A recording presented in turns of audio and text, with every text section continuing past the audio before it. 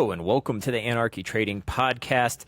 Guys, what can I say? We keep saying that we want to do these things every week, and Levi and I, turns out we have lives now. I guess we didn't before. Is that what we're saying? I don't know.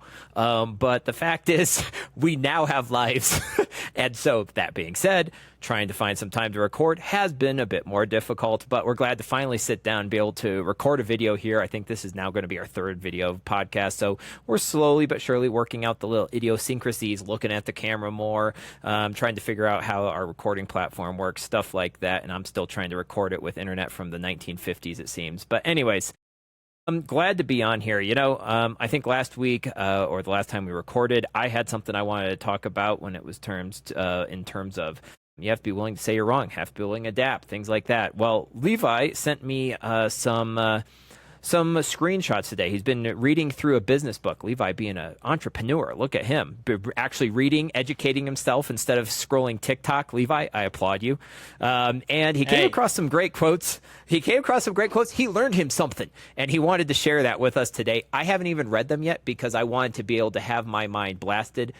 That's just me finding a fancy way to say, hey, Levi, I ignored your text earlier, but I'm excited to hear what you have to share, dude. So over to you. I knew you had. You always do. Okay, so this is really good because we talk about optimism a lot, right? And believing and kind of sticking through stuff. And I sent you a text, I don't know, a few days ago. It was a quote that I'd seen on Twitter. And it said something, and I'll read it today, and I think people are going to find it really, really good. But then, and I was like, oh, this is interesting. It applies. This is useful in trading. It's useful for our listeners to know. And then I'm reading this book, From Good to Great. I forget what the guy's name is, but it's a pretty popular business book about how, the companies that actually make it from kind of lackluster to amazing and the things that they have in common.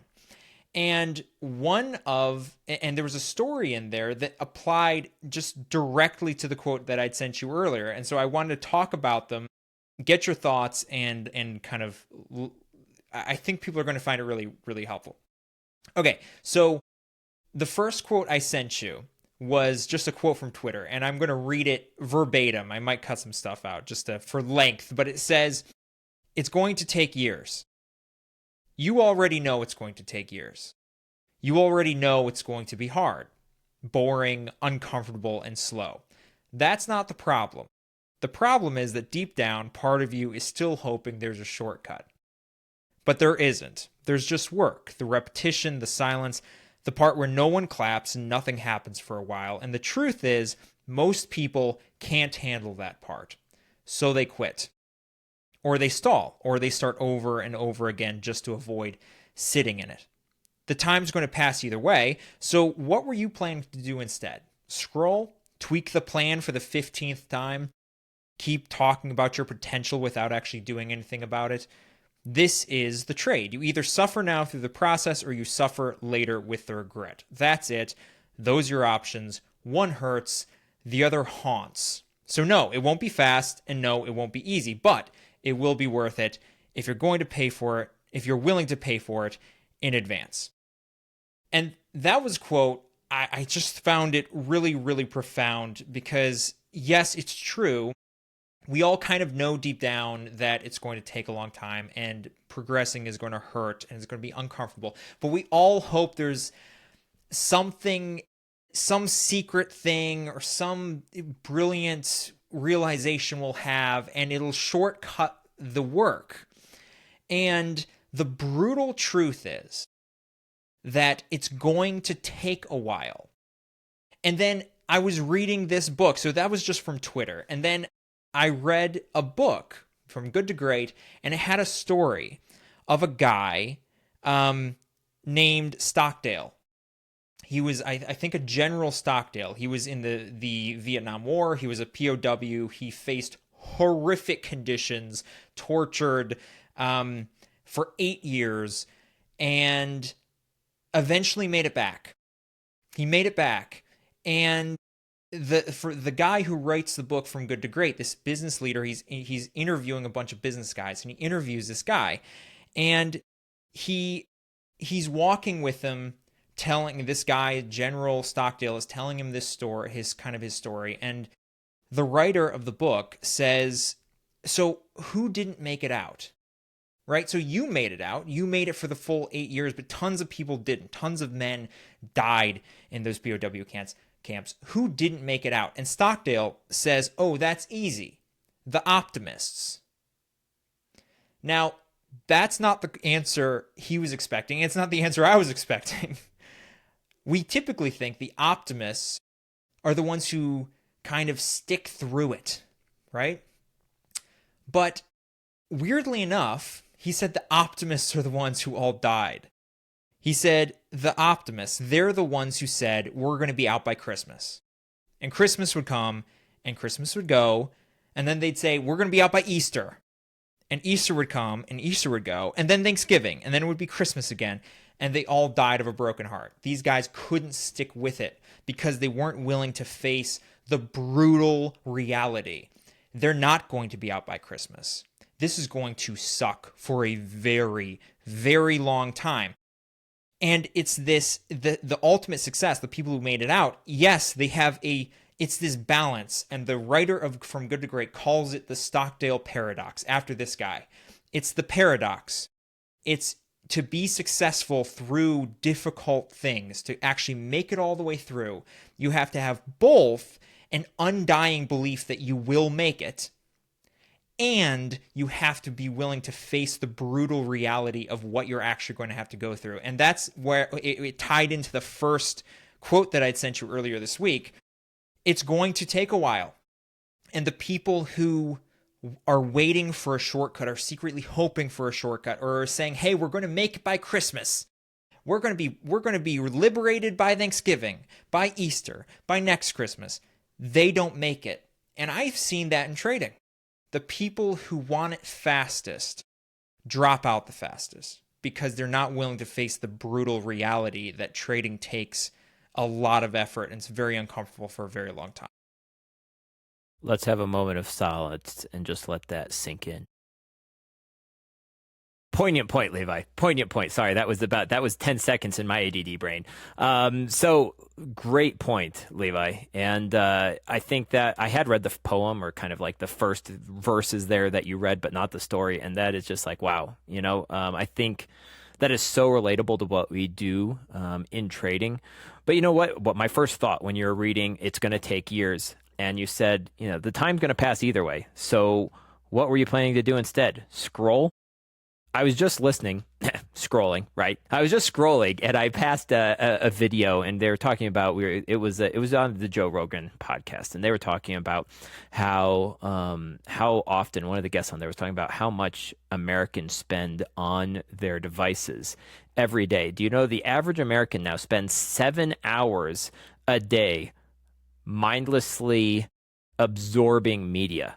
This isn't learning. That doesn't include learning. That doesn't include studying. That includes just mindless imbibing of whatever is coming through their phone screens, whether that be TikTok, YouTube, Instagram, Pinterest, you name it, news. The average American spends 7 hours a day doing that.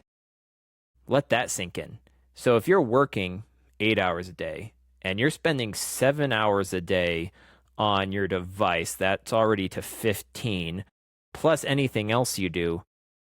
That's pretty much all the average American is doing today. Mindlessly scrolling something where they're not learning and working, or scrolling while they're at work. I guess that's a possible as well. Think of how far you could be if you spent that 7 hours a day. They say it takes 10,000 hours to become an expert, but most people say to become functionally usable at something, it only takes 1,000 hours. I mean, that's 3 years, 7 hours a day times 3 years. I mean, in 1 year, and you're already at that 1,000. So yeah. No excuses, right? No excuses. Yeah, there's no excuses, and it's doable. I really like that story because it takes both, right? It takes both that we wouldn't be here if we weren't optimists. Exactly. Yeah, you need to be an optimistic person, right? It's the people who are, I guess, optimistic and unwilling to face the reality of their situation.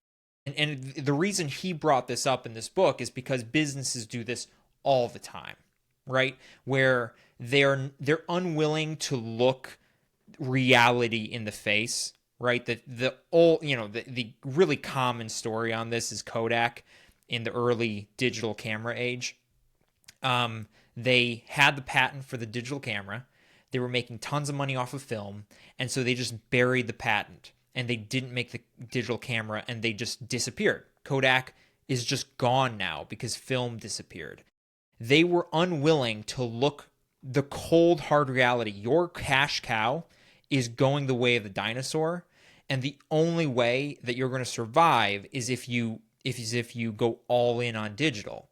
That would have hurt badly, and they were unwilling to do it. They were unwilling to look reality in the eye. And again, this guy Stockdale saw it. The people who didn't make it were the people who were unwilling. They were optimistic, quote unquote, but they were unwilling to look reality in the face. And so I guess when it comes to trading, just a good reminder to traders, and I would just want to tell all of our listeners, yes, optimism. Yes, you're going to make it. You need to have that buried into your brain, right? You need to truly believe it. You will make it. But you also have to have a long, hard look into reality, the brutal facts, and go, okay, this is what it's going to take. And like you said, life, you waste tons of time anyway. I'm right on the top of the list here. You waste tons of time anyway. And again, as the other one ended, what else are you going to do, right? So put that hour in every day, and spend that time, and you can make it. You can truly make it.